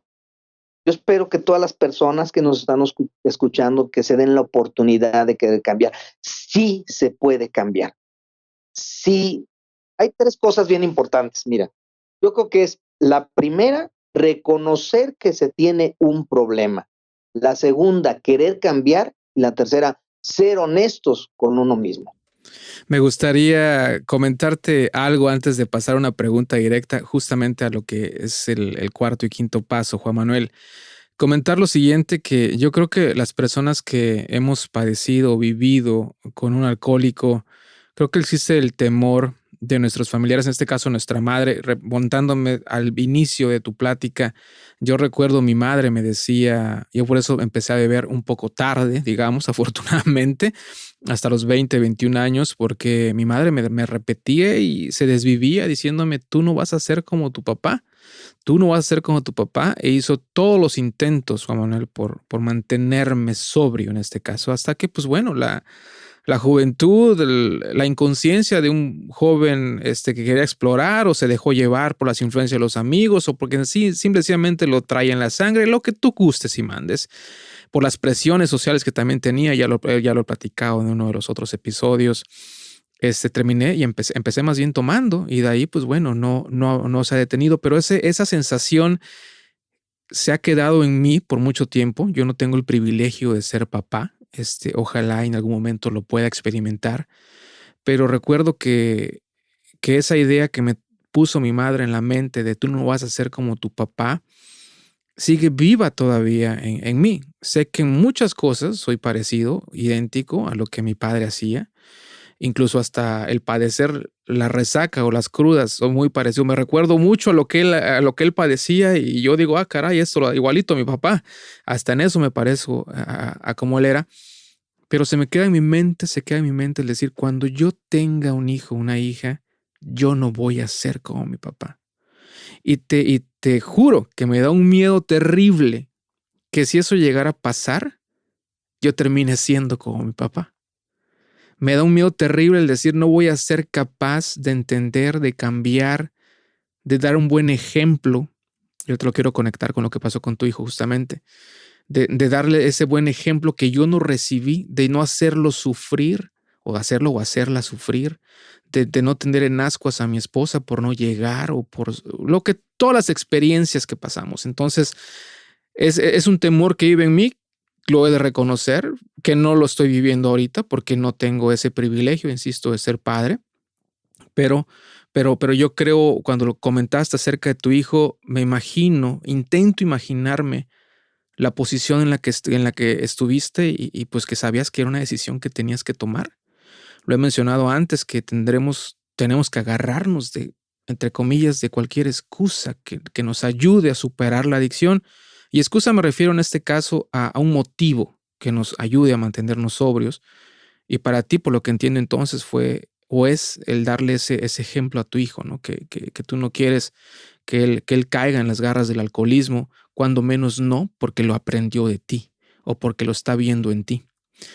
Terminado ese comentario, quiero preguntarte, ya en el pasado hemos tenido personas que han ido a Alcohólicos Anónimos y hemos tenido a personas que nos han platicado su experiencia también a nivel un poquito más religioso.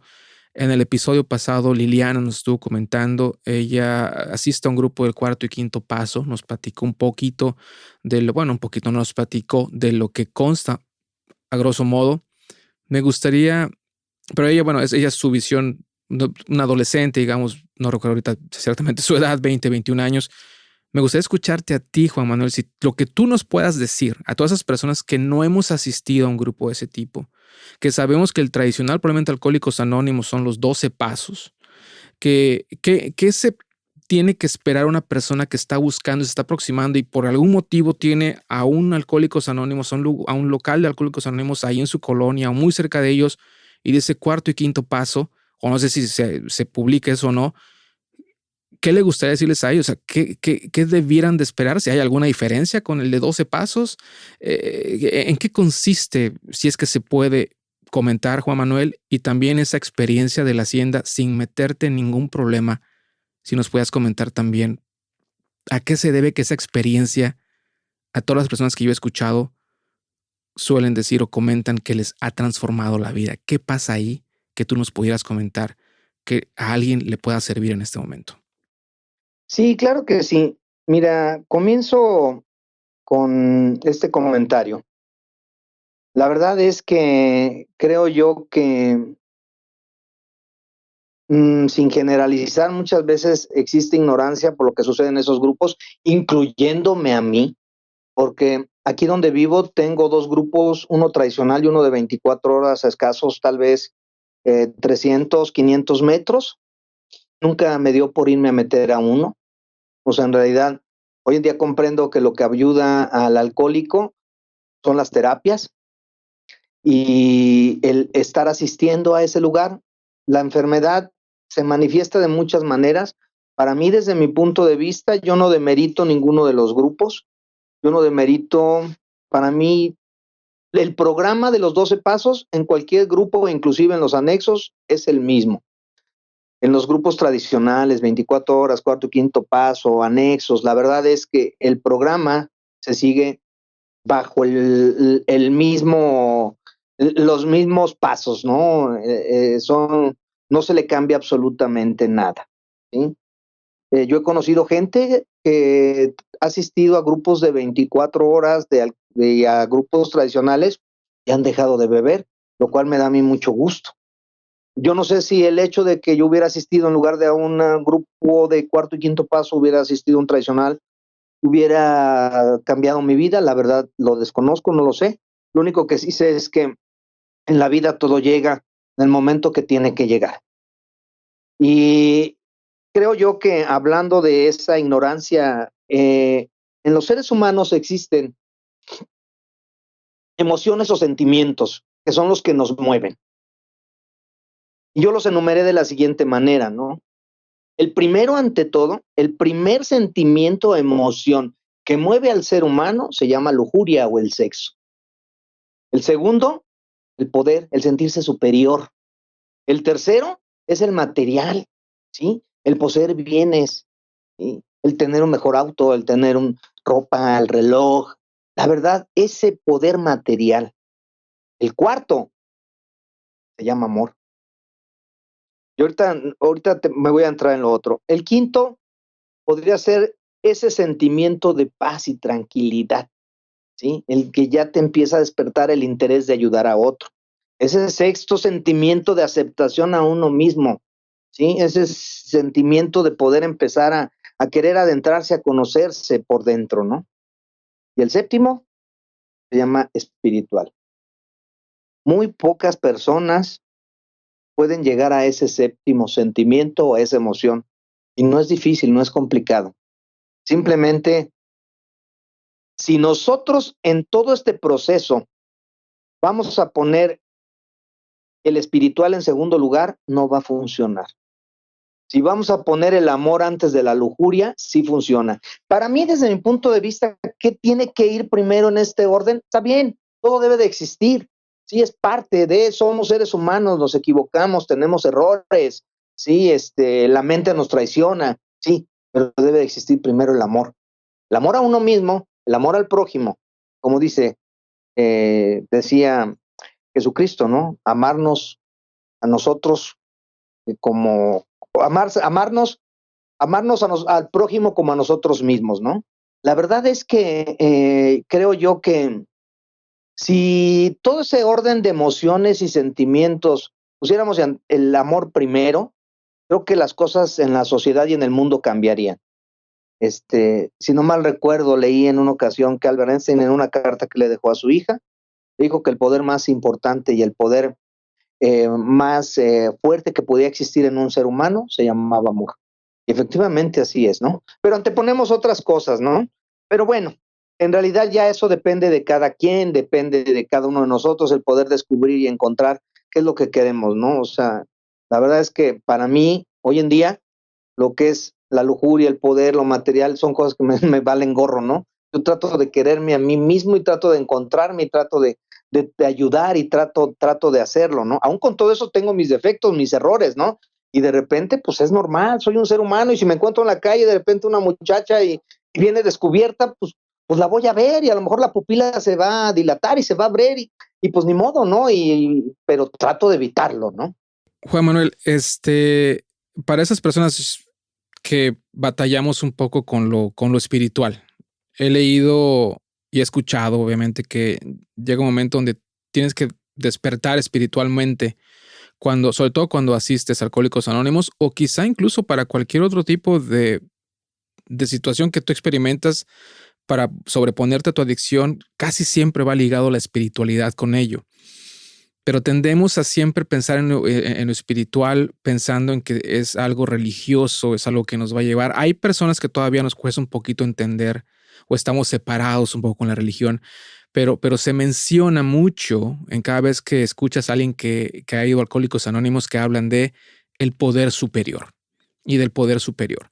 Me imagino yo que tú nos comentarías también que no tendría que ser algo que nos apartara del vivirle esa experiencia, que en el poder superior no necesariamente tiene que ser una experiencia religiosa, sino que va más allá de eso, ¿no? Yo he escuchado y he leído que el poder superior puede ser cualquier cosa, que tiene que ser algo que es afín a ti, que te mueva a ti interiormente. En este caso, ¿qué nos tendrías que tú decir? ¿Qué nos tendrías tú que decir, perdón, con relación a eso, a ese poder superior? ¿Cómo lo describirías o cómo nos ayudarías a entender un poco más eso? Sí, tocaste un tema bien interesante, ¿no? Porque el hablar de poder superior muchas veces asocian hacia Dios, Jesucristo, pero en realidad el poder superior va más allá y es otra cosa. Y lo dice el quinto paso, ¿no? Admitimos ante Dios y ante nosotros mismos y ante otro ser humano la naturaleza exacta de nuestros defectos, ¿no? La verdad es que el poder superior, tú lo dijiste, para poder salir adelante, poder empezar a adentrarse y a conocerse, a mí me ha tocado platicar con personas que no creen en Dios. Y lo único que se les dice, ¿sabes qué? Cree en ese poder superior según como tú lo concibas. ¿Sí? ¿Qué es ese poder superior? Si tú concibes que el poder superior es una planta, agárrate de ahí. ¿Sí? A final de cuentas, en esa planta está Dios. Si tu poder superior, según como tú lo concibas, es la luna, agárrate de ahí. Si tu poder superior es el sol, agárrate de ahí. ¿Sí? No se trata, aquí no se les inculca a nadie que crean en alguna religión, por eso quise leer el enunciado al principio, ¿verdad? Para que no se empezara a generar confusión. Y eso muchas veces hace que la gente se aleje o no se acerque hacia los grupos, ¿verdad? Que todos los grupos tienen la misma validez, ¿eh? La verdad. ¿Qué puedo hablar? ¿Qué puede hablar Juan Manuel del poder superior? Bueno, mis creencias religiosas, pues siempre era yo una persona que creció en un núcleo católico. Yo digo que era católico anónimo porque era conveniencia de lo que a mí me conviniera, ¿no? No iba a misa, o cuando quería iba, o cuando tenía algún problema, Diosito ayúdame, pero hasta ahí no iba nada más allá esa creencia de poder superior. Y tal vez el contacto con ese poder superior que Juan Manuel tenía todos los días era el persinarse nada más. ¿Sí? No era ni un agradecimiento, muchas gracias Señor por este día, muchas gracias porque me voy a dormir, muchas gracias porque tuve alimentos, muchas gracias, no. Y en mi caso, cuando Juan Manuel se empieza a descubrir y empieza a sentir ese poder superior, pues para mí el poder superior es Dios, para mí, ¿sí? Es ese poder superior, es ese Dios, ¿sí? Que está en todos lados. Es ese Dios que me escucha, es ese Dios que he podido sentir su energía. No lo he visto, pero lo siento. Entonces, para mí ese poder superior es importante. Ese Dios, ¿sí? Jesucristo es mi maestro. Jesucristo, Hijo de Dios, que dice, el que se acerque a mí, se acerca a mi Padre. La verdad es que en realidad yo creo que para mí, o en muchas religiones, te inculcan que no creas en uno y otro. Yo no quisiera adentrarme en esa situación porque para mí es lo mismo, ¿no? El pedir al poder superior, el pedir a Dios, pedir a Jesucristo, para mí es lo mismo, o sea, me estoy acercando hacia la misma persona. Ese poder superior es para mí lo que yo siento, percibo y que me ha ayudado a conocerme, a sentirlo, percibirlo, adentrarme y a limpiarme. ¿Qué viene para ti en el futuro, Juan Manuel? ¿Cómo va a ser esa batalla que vas a librar de aquí en adelante? ¿Qué planes tienes en un futuro para mantener y llegar a 4 años, a 5 años? ¿Qué consejo nos darías en este caso? ¿Qué nos quisieras tú compartir de cuál va a ser tu plan? ¿Cuál es tu plan para mantenerte en sobriedad por más tiempo? La verdad es que lo principal para mí es dar gracias a Dios todos los días por un día más de sobriedad. Ese es el principal. He aprendido a despertarme en la mañana y antes de hacer cualquier cosa, tratar de hacer esa meditación y esa oración, donde muchas veces puede durar 3, 5, 10, 15 minutos. La verdad no existe una regla para poderlo hacer, ni tampoco un manual donde cómo poder hacer esa meditación y esa oración. Es lo que nos sale del alma, lo que nos sale del corazón. ¿Qué sigue para Juan Manuel? Seguirse manteniendo sobrio, seguir ayudando o tratar de ayudar a otras personas, tratar cuando detecto a alguna persona con algún problema, trato de acercarme, trato de transmitirle el mensaje, trato de que esa persona se acerque, no necesariamente a un grupo de cuarto y quinto paso, puede ser un grupo tradicional, a un grupo de 24 horas. La verdad, fíjate que voy a hacer un paréntesis en tu pregunta porque en una ocasión me invitaron a compartir a un anexo. A un anexo, en los anexos, pues ya llegan las personas que muchas de ellas las llevan pues casi a rastras, ¿no? O sea, no están ahí por voluntad propia. Me invitaron a compartir y cuando llegamos, las personas con las que iba, pues hicieron la presentación y todo, y cuando me siento a esperar mi participación y veo a todas las personas rapadas, jóvenes entre 16, 30 años por mucho, con todas las el rostro con esa semblanza de problemas, de batallas, algunos con cicatrices. Me puse a pensar, Dios mío, ¿qué les digo? ¿Por dónde empiezo? Si estos cuates han vivido lo que yo no he vivido. Están aquí porque tienen una vida desmadrada, ¿no? Pensaba yo. En ese momento, antes de empezar, le pedí a Dios que pusiera las palabras adecuadas, que pudiera yo motivar a esas personas para poder llegarles al corazón. Y me da mucho gusto que de esas personas de ahí, 38, por lo menos 3 están fuera. Porque a final de cuentas lo que hacen los grupos de cualquier denominación, ¿no? Es salvar vidas. Y se salvan muchas vidas. Te voy a decir por qué. De esos 3, uno andaba en muy malos pasos. Los malos pasos que cuando tú salvas a una persona que anda en malos pasos, salvas la vida de él y salvas la vida de otros. Entonces, me acuerdo que me paré y yo le empecé a hablarles de motivación. Yo he leído muchos libros de motivación y empecé a adentrarme y a hablar en el momento que yo no supe ni qué dije, ¿eh? Cuando terminé me aplaudieron, me fui y me senté. Lo único que les dije al terminar, recuerdo, ¿saben qué? Si ustedes quieren salir, yo estuve donde ustedes están. ¿Sí? ¿Quieren salir? Véanme, aquí estoy. Se pueden curar, pueden sanarse. Lo que tú decías, ¿dónde quieren estar el día de mañana? ¿De este lado o aquí? O en el panteón, ¿verdad? Entonces, bueno, la verdad es que me salí un poquito porque que sí es bien bonito cuando uno va y comparte en otros grupos y vive experiencias y escuchar y tener esas vivencias nos nutre. Si tú estuvieras, piensa que ahorita estamos en ese grupo, Juan Manuel, aunque ya nos compartiste obviamente todo, ya nos diste mucho de tu experiencia y como lo comentas, quienes estamos en este camino, el escuchar a alguien más nos ayuda a motivarnos, nos identificamos con esa persona que nos está contando algo. Y es un efecto curioso, en lugar de deprimirnos, porque decir, ay, esa pobre persona está mal o le ha ido mal, nosotros tenemos un efecto contrario. Es algo que muchas personas no entienden, cómo escuchando nosotros a alguien más pasar por eso nos da motivación y nos da esperanzas justamente para intentar salir adelante. Ya para dentro de poco en este episodio, ya para finalizarlo, ¿qué consejos nos darías, Juan Manuel? ¿Qué consejo nos darías a esas personas que queremos dar ese primer paso, a esas personas que aún se están debatiendo probablemente en que si tienen un problema, que si no lo tienen? Que para empezar, ya lo he dicho antes, si están escuchando un podcast de este tipo, hablando de adicciones, llegando a este momento, es porque seguramente, déjate preguntarlo, seguramente tiene un problema. Así que, ¿qué consejo le darías a esas personas que están todavía indecisas de hacer algo, Juan Manuel? Sí, bueno, antes que nada quiero comentar que en Alcohólicos Anónimos no damos consejos, damos recomendaciones, porque en realidad no nos sentimos capacitados para aconsejar a nadie porque estamos enfermos igual que ellos, ¿verdad?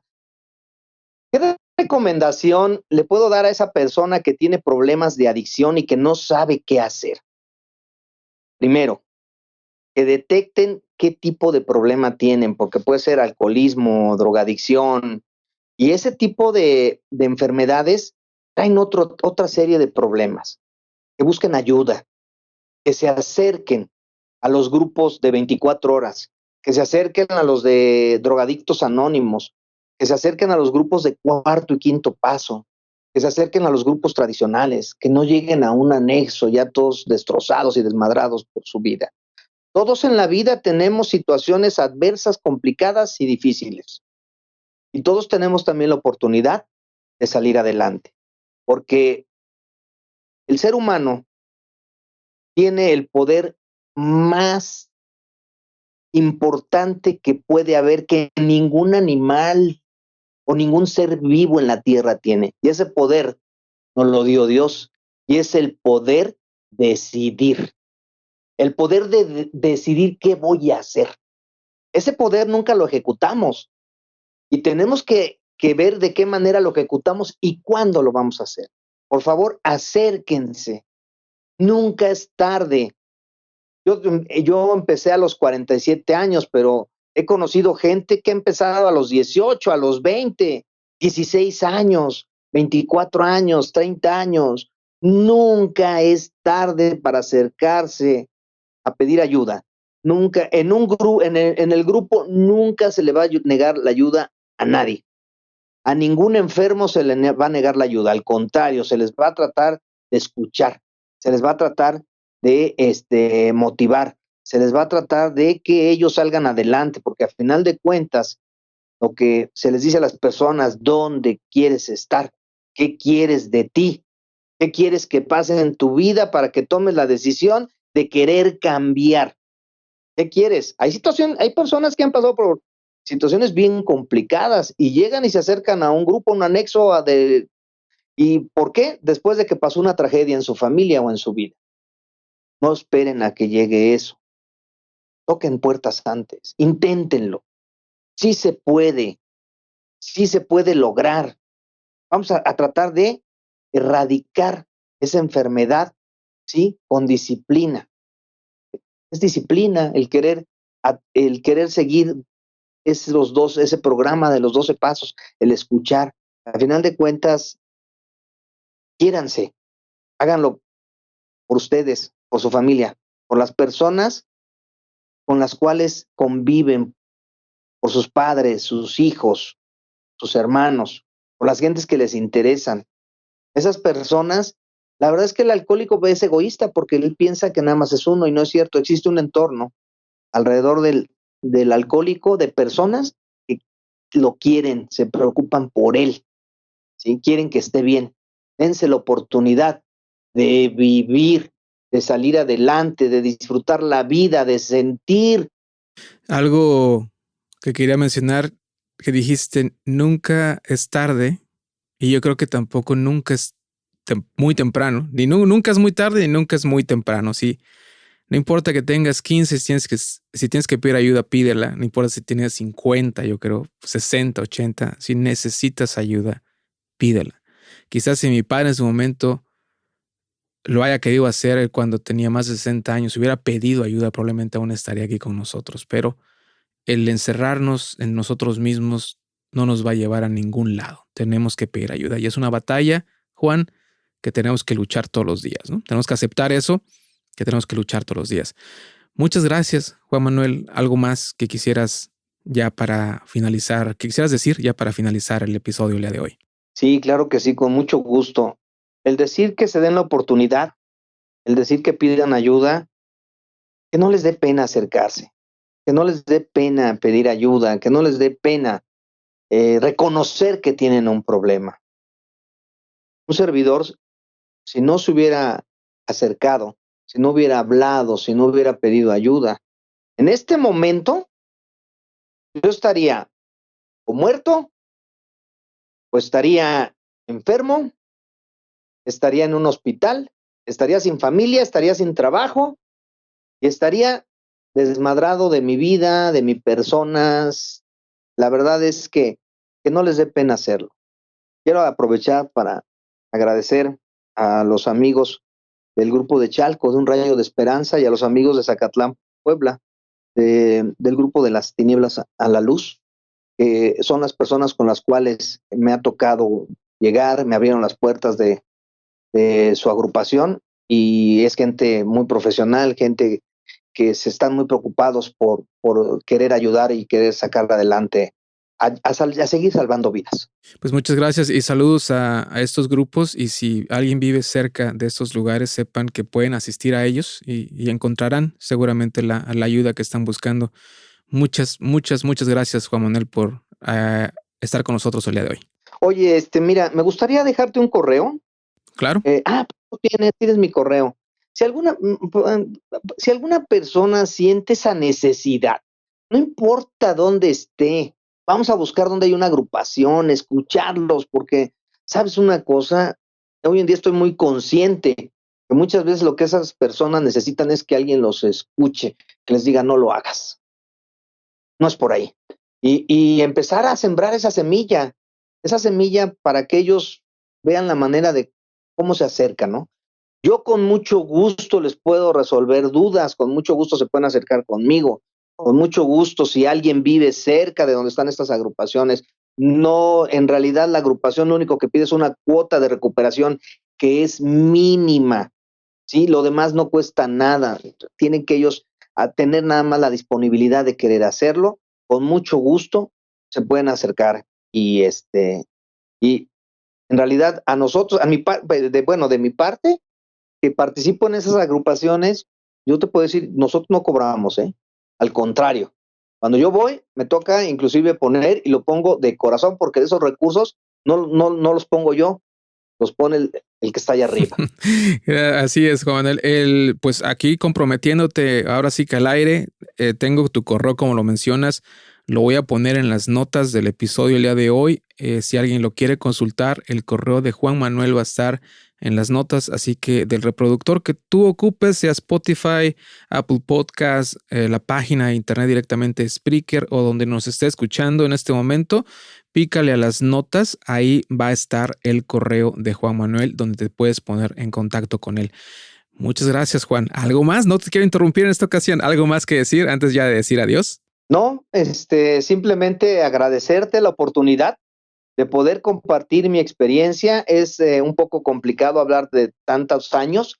Traté de resumirla, traté de ser muy conciso, traté de decir lo más importante, pero también estoy abierto aquí el día que gustes. Tienes mi teléfono, tienes mi correo y podemos platicar, con mucho gusto. La verdad es que yo lo hago de corazón y aquí estamos. Les deseo lo mejor, aprovechando que vienen las fiestas de fin de año, pues que tengan una excelente y feliz Navidad y un excelente año 2020, que Dios los llene de amor, los llene de bendiciones, los ilumine, los guíe a donde vayan, a donde se dirijan, para todos. Muchas gracias, Juan Manuel. Ahí está entonces el mensaje. Ojalá y más de alguno que hemos escuchado el día de hoy, aprendamos de tu experiencia y la repliquemos en la medida de lo posible. Gracias, Juan Manuel, que tengas buena noche. Hasta luego. Si estás interesado en participar en este podcast, te pido por favor te pongas en contacto conmigo a través del correo gregory@adiosadiccion.com. También me puedes encontrar en Instagram en Adiós Adicción y también en la página de Facebook Adiós Adicción. Mi teléfono ya lo he publicado anteriormente, pero te lo digo aquí por este medio. Te puedes poner en contacto conmigo a través de un mensaje de WhatsApp al 236-995-2566. Solo le tienes que poner el prefijo de país +1. Así que ahí están los datos de cómo podemos estar en contacto. Le agradezco a todas las personas que han mandado correos, que me han mandado mensajes también de apoyo, obviamente, algunos otros compartiendo sus experiencias. Te agradezco a ti, les agradezco a todos el que me mantengan también motivado a mantener de una manera más consistente el hecho de traerles más información. Recuerda que la única intención de tener este medio es acercarte a algo que te pueda ayudar a tomar esa decisión de salir adelante, a tomar esa decisión de pedir ayuda y sobre todo el darte a entender que no estás solo. Habemos muchas personas que padecemos del mismo problema, que hay muchas otras similitudes que nos unen. Probablemente no compartimos todas las experiencias, sin embargo, hay similitudes muy, muy fuertes y sobre todo la más importante es la que no controlamos, la droga que tanto daño nos está haciendo. Te agradezco mucho el que te hayas quedado a escuchar el episodio del día de hoy. Te recomiendo te pongas en contacto conmigo e insisto, si tú quieres participar o si conoces a alguien que quiera participar, por favor, házmelo saber por los medios que he mencionado. Te agradezco el que me hayas dado la oportunidad de traerte este mensaje. Nos vemos en la siguiente emisión de Adiós Adicción. Hasta la próxima.